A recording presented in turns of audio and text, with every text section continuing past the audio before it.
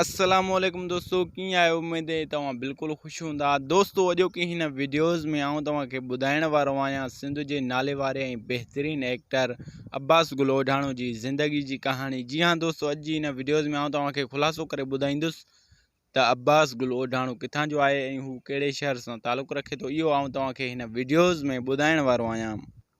पर दोस्तों, video start करण खां पहिरियां आऊं तव्हांखे हिकु नंढिड़ो रिक्वेस्ट कंदुसि। जेकॾहिं अञा ताईं बि असांजी हिन वीडियोज़ खे तव्हां दोस्तनि लाइक न आहे कयो त महिरबानी करे असांजी हिन वीडियोज़ खे लाइक कंदा, कमेंट कंदा ऐं सब्सक्राइब करणु न विसारींदा। असांजे हिन चैनल सिंधी शोबिज़ अपडेट खे सब्सक्राइब करे घंटीअ जे बटन ते क्लिक करे नोटिफिकेशन ऑल कंदा त जीअं अहिड़ा ई मज़ेदार वीडियो तव्हांखे ॾिसण वटां मिलंदा रहा। दोस्तों, अचो त वीडियो खे शुरू था कयूं। दोस्तों, जीअं त मां तव्हांखे ॿुधाईंदो हलां त अब्बास गुल ओढाणो जेको आहे लाड़कानी शहर जे भरिसां हिकिड़ो नंढिड़ो शहर आहे जंहिंजो नालो आहे बाडरे। उन शहर सां अब्बास गुल ओढाणो तालुक़ु रखे थो। ऐं मां तव्हां दोस्तनि खे ॿुधाईंदो हलां त अब्बास गुल पंहिंजे फ़न जी शुरूआत में जेको पहिरियों ड्रामो कयो हुयो उन ड्रामे जो नालो हुयो पंहिंजा परावा। उन ड्रामे जो डायरेक्टर जेको हुयो उहो हुयो सैयद शिराज शाह जीलानी ऐं राइटर हुयो नूरज़ों साहब।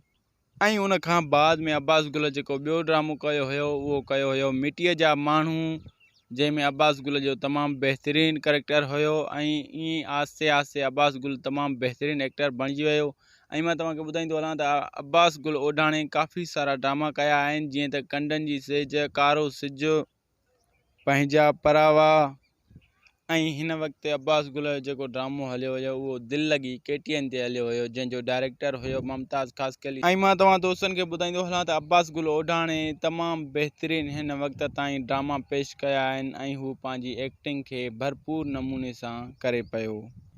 अब्बास गुल ओढाणे जो पंहिंजा परावा ड्रामे में जबल जे नाले सां करेक्टर हुयो ऐं उन ड्रामे मां अब्बास गुल ओढाणे खे तमामु सुठी मोट मिली। ऐं हिन वक़्तु अब्बास गुल ओढाणे जो जेको नओं ड्रामो अची रहियो आहे जंहिंजो नालो आहे दर्दनि जो देस, उहो अब्बास गुल ओढाणे जो कमिंग सोन में ड्रामो अचण वारो आहे। तमामु जल्द उहो बि हाणे ड्रामो ईंदो। ऐं दोस्तों, मां तव्हांखे ॿुधाईंदो हलां त 2 साल पहिरियां अब्बास गुल जेको ड्रामो कयो हुयो जंहिंजो नालो हुयो दर्दनि जो दरिया, जेको KTN ते हलियो हुयो, जंहिंजो डायरेक्टर हुयो आज़म मेंगल।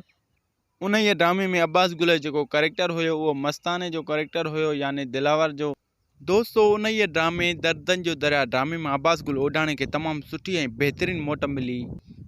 ऐं हिन वक़्तु बि अब्बास गुल ओढाणो ईद जा काफ़ी ड्रामा ठाहे पियो।